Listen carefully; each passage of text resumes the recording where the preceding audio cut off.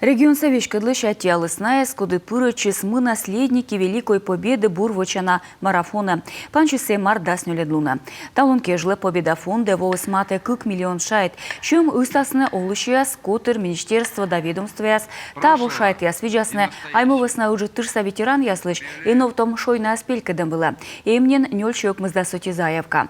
Уж яс мунасна место у Савичкадлыш, том ёзда волонтер яс отцыган.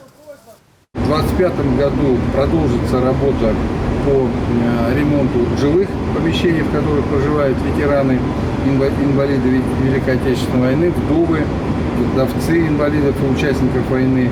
Напомню, что за прошедшие 3 года, мы эту работу ведем последние 3 года, отремонтировано более 1640 жилых помещений на общую сумму более 192 миллионов рублей.